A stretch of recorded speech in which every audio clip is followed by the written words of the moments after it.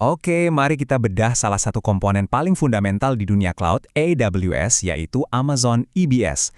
Apa sih sebenarnya ini dan kenapa ini penting banget? Yuk, kita cari tahu. Kita mulai dengan satu pertanyaan krusial.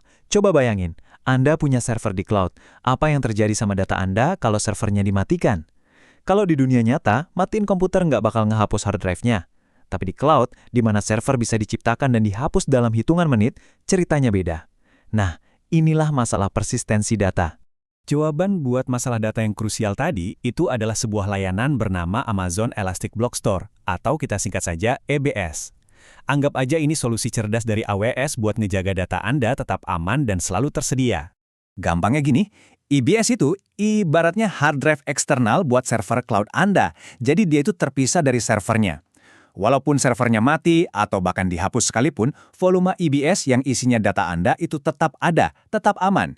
Inilah jaring pengaman data Anda di cloud. Oke, jadi apa aja sih keunggulannya? Pertama, dan ini yang paling penting, data Anda itu awet dan terpisah dari umur servernya. Kedua, performanya kenceng karena lokasinya deket sama server Anda. Dan terakhir, serbaguna banget. Bisa dipakai buat apa aja, mulai dari sistem operasi sampai database yang butuh kerja ekstra keras. Nah, tentu aja, sama kayak hard drive biasa, nggak semua volume EBS itu diciptakan sama. AWS ngasih kita beberapa pilihan. Jadi, mari kita lihat gimana caranya milih alat yang pas untuk pekerjaan yang pas.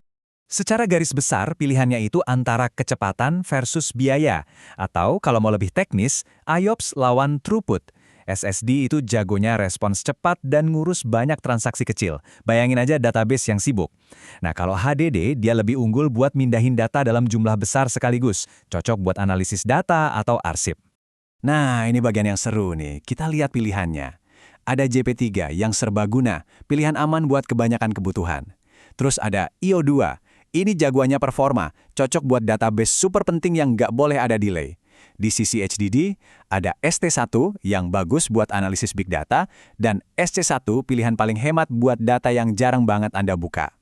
Ada satu poin yang krusial banget, penyimpanan Anda cuma bisa sekencang koneksinya.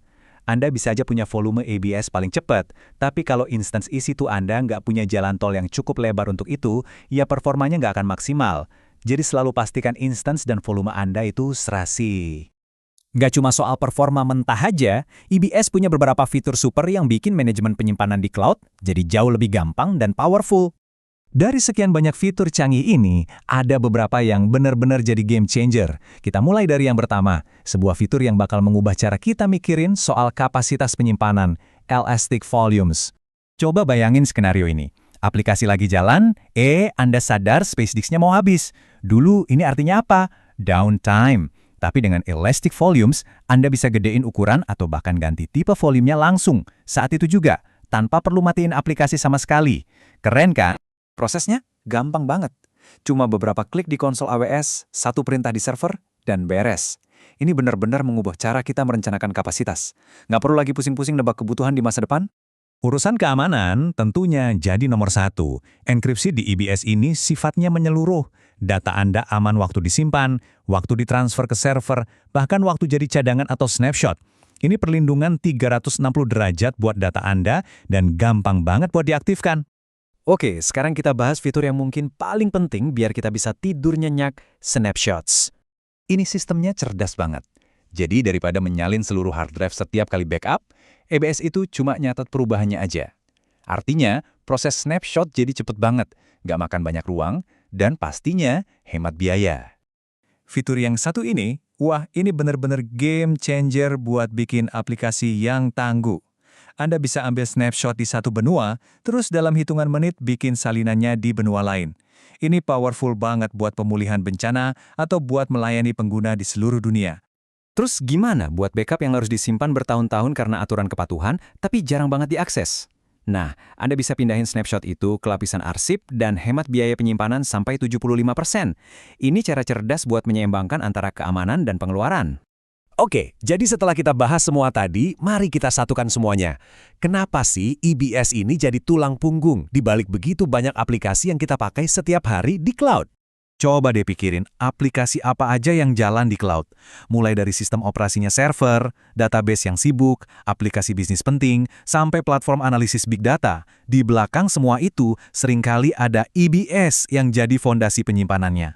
Intinya begini, EBS itu adalah hard drive yang andal, fleksibel, dan aman, yang bikin cloud bisa bekerja secara dinamis. Tanpa penyimpanan yang bisa diandalkan seperti EBS, komputasi cloud yang elastis seperti yang kita kenal sekarang, nggak bakal mungkin terjadi. Ini ninggalin kita sama satu pertanyaan buat direnungkan. Seiring data kita yang makin besar, makin butuh kecepatan, dan makin krusial, gimana layanan fundamental kayak EBS ini bakal berevolusi untuk menjawab tantangan itu? Apa ya langkah selanjutnya buat hard drive cloud kita ini?